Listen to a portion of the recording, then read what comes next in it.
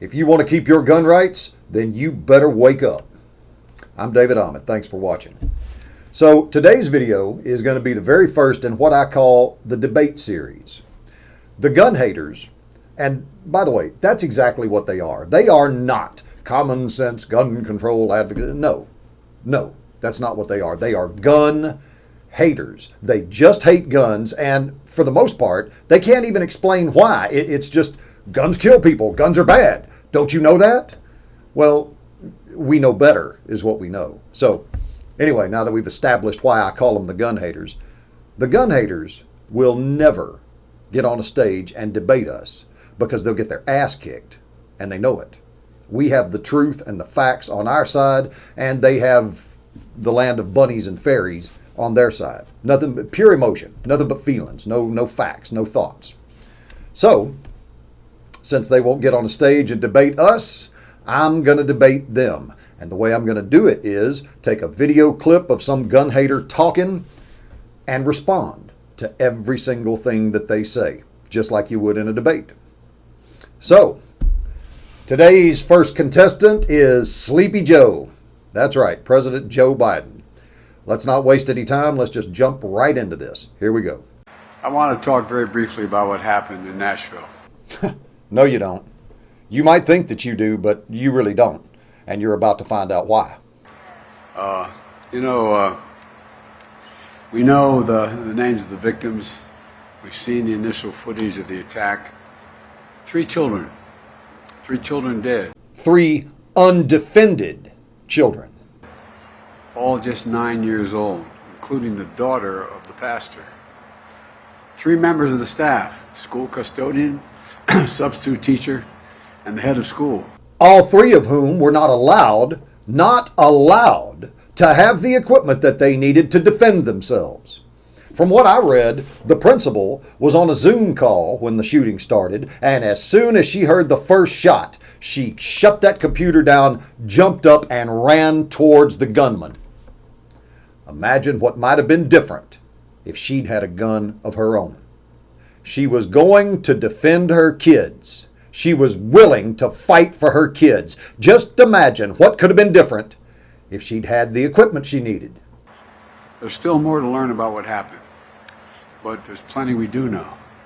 We know that this family's worst nightmare, the family's worst nightmare has occurred.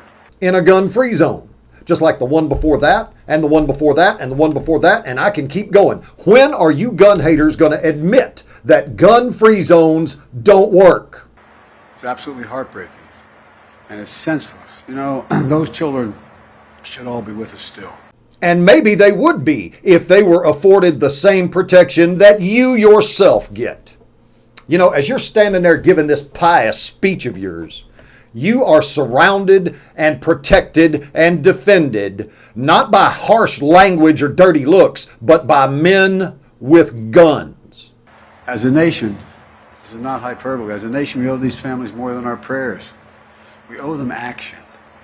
You know, we have to do more to stop this gun violence, of ripping communities apart, and ripping apart the soul of this nation. To protect our children so they learn how to read and write instead of duck and cover in a classroom. Yep, that's exactly right, Joe. So defend the classroom. Put people there already, ahead of time, to defend the kids. And then guess what? The school shootings will stop. But you already know that, don't you, Joe? You know, we need to act. These are weapons of war. I'm a Second Amendment guy. No, you're not. I have 2 shotguns. My sons have shotguns. So what? I got a couple of footballs. That doesn't make me Tom Brady. Whether or not you're actually a Second Amendment guy is not determined by this, Joe. It's determined by your actions. And the second that you started pushing to ban anything, you proved that you were anything but a Second Amendment guy. You know, everybody thinks somehow the Second Amendment is absolute. You're not allowed to go out and own an automatic weapon. You're not allowed to own a machine gun. All of these are privately owned machine guns.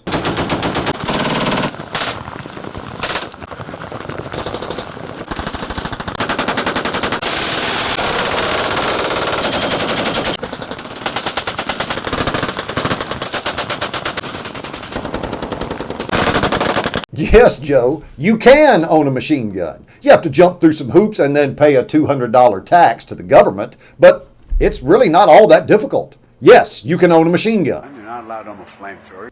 Yes, you can.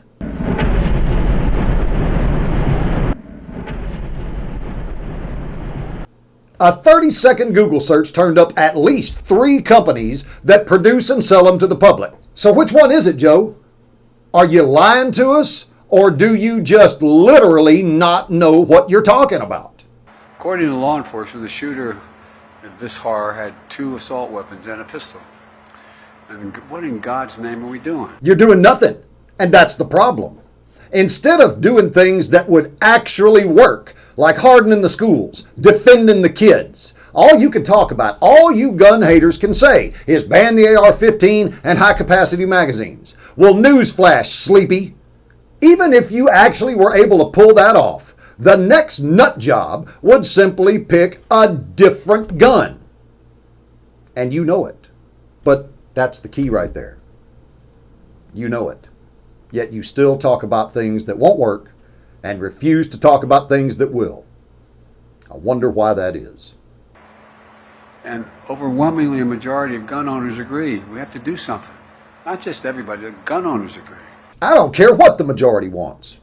Let me say that again. I don't care what the majority wants. That's why a right is called a right. It's designed to protect things from the majority. But I tell you what, don't take my word for it. Here's your own queen of the liberals, Rachel Maddow. Maybe you'll listen to her. It's part of the whole concept of rights. They are not supposed to be up for a vote. They are supposed to be inalienable, even by majority vote. Inalienable, or as the Declaration of Independence put it, unalienable. All men endowed by their creator, unalienable rights. One more time. It's part of the whole concept of rights. They are not supposed to be up for a vote. They are supposed to be inalienable, even by majority vote. That's how rights work, but only if you actually respect that annoying, irritating thing called the Constitution. So I again call on Congress to pass the assault weapons ban. Pass it. It should not be a partisan issue. It's a common sense issue. You're right. And common sense tells you that if the nut job can't get his hands on one type of gun, he'll just pick a different one. And it might be one that's way worse and way deadlier than an AR-15. There's plenty of them out there.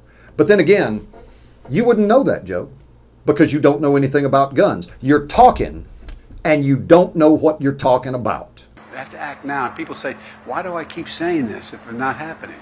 Because I want you to know who isn't doing it, who isn't helping. You aren't helping. You're pushing everything that won't work and nothing that will. You know, I know you see on television, it's not just merely the weapon in terms of that it's semi-automatic in effect, but the velocity with which it comes out of that muzzle, what it does when it hits the body. Most bullets would go just straight through and out, leaving little, but it blows up once it's inside your body. It blows up? Blows up? Really? Really, Joe? You know, people that know something about guns are literally laughing at you because you literally don't know what you're talking about. You may as well take your butt down to NASA and try to tell them how to build rockets. It would be just about the same thing. You don't know what you're talking about. You're just talking. What in God's name? What in God's name does anyone need that for? For exactly the same reason that George Washington needed the assault rifle of his day. That's why. Folks, look, let me come to speak to what I came to talk about. Yeah, it's probably a good idea for you to change subjects, Joe, because you don't know the first damn thing about this one. Folks, this is how we have to handle these people now. Every time they start spewing their gun hater BS, we've got to call them out on it. Most of them are not stupid. They know they're wrong. There's an agenda behind it. Now, I have absolutely no hardcore proof of this, but do you really need something on paper? Do you need a smoking gun? I mean, they refuse to do what will work and keep pushing what won't work. That tells me that their real objective is not to solve the problem. It's kind of like the war on drugs. They just want to drag it out and beat around the bush. Well, there's probably a reason for that. You know, if somebody's doing something that doesn't make sense to you, it probably does make sense to them. there's usually a reason for it. And we have to call them on it, because if we don't, they're going to get away with it. And I'm not going to sit still for that. I'm just not going to allow that to happen. So we have to call them out on their crap, and I'm not scared to do it. If you'd like to join me, if you'd like to help me do it, come get with us. We need every pro-gun person in the whole country. We need every real American patriot in the whole country to join up with us and put a stop to this crap, because if we don't fight back, they're going to win. Again, down in the description box are the links to the Facebook page and the Twitter page and the crowdfunding campaign, and do what you can. And let's get out there and put a stop to this. If we don't fight for our gun rights, who's gonna? I'm David Ahmed. Thanks for watching.